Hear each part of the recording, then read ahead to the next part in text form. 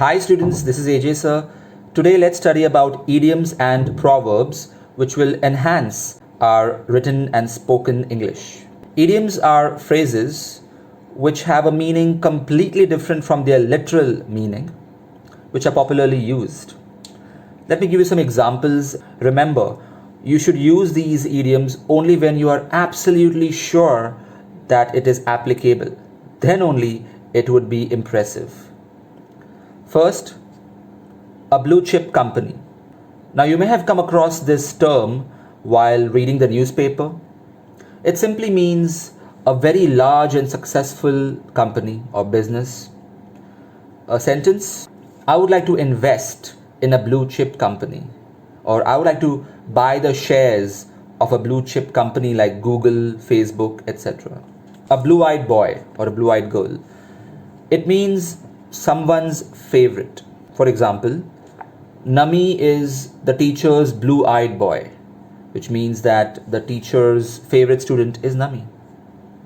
Next, out of the blue. It means totally unexpected, sudden.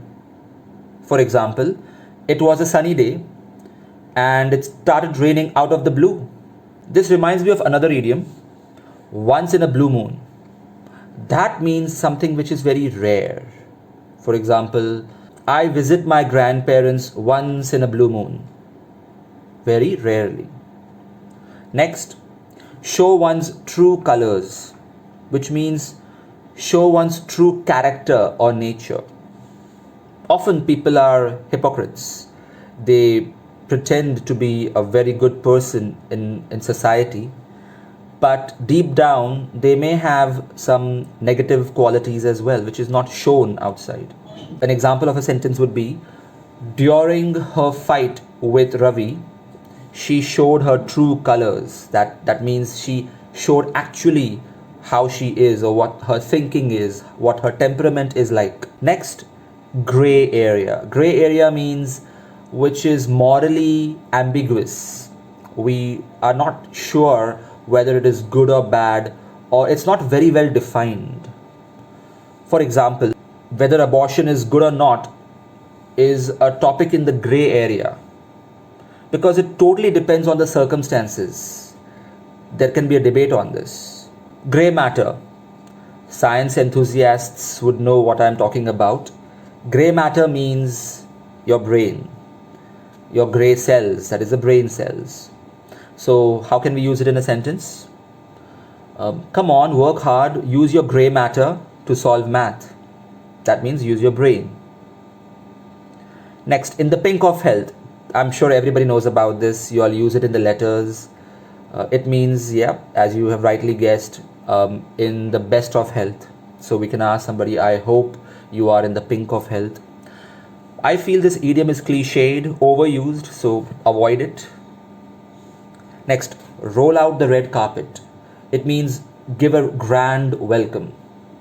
For example, when the Indian team returned home after winning the World Cup abroad, the red carpet was rolled for them. So maybe not literally a red carpet, but it means a grand welcome and celebration was done. Next, like a red flag to a bull. It means something which instigates something else. For example, don't talk about Mrinal's promotion in front of Rishi. It will be like showing a red flag to a bull, which means that Rishi would become very upset or angry if he hears about it. Catch someone red-handed. Again, it's a very common idiom. It means catching somebody in the act of stealing or doing something wrong. For example, the teacher caught Rishi copying in the exam red-handed. Next, see red. See red means being very angry. Example, discrimination of any kind makes me see red. It means that when I see discrimination, I get very angry. And finally, silver spoon, which means having all the facilities and privileges one could have. A sentence, he was born with a silver spoon, which means he was born in a rich family, so everything was handed to him in a platter. So he never really struggled.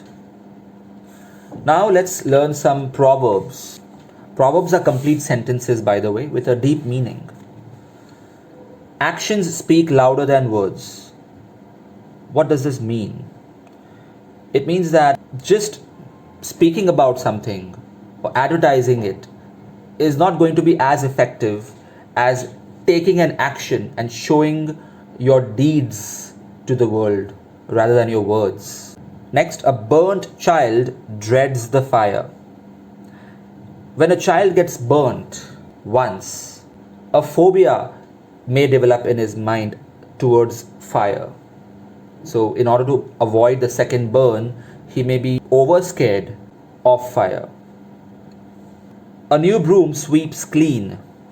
Literally, this may not be true because a new broom may have a lot of grass particles coming out from it. But what this proverb means is that when you add new members to a team, when you hire somebody new in a company, the fresh minds bring in innovative ideas which may change the entire system for the better. Even in the government, if younger, more dynamic people enter, it may bring about a revolution. Next, beauty lies in the eye of the beholder. No, you cannot say it lies in the eye of the beer holder. It's beholder. It simply means that beauty's definition varies from person to person and culture to culture. What may be beautiful for one person may not be for another. It's our own preferences and choices and prejudices which influence our perception of beauty.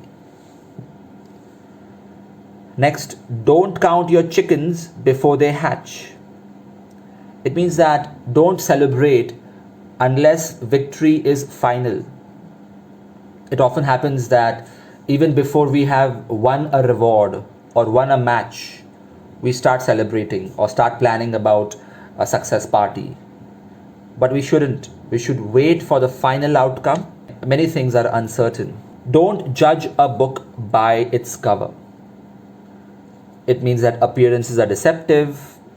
We should not make a decision solely on the basis of external appearances because we don't know the actual quality of that substance inside or the actual qualities inside the person.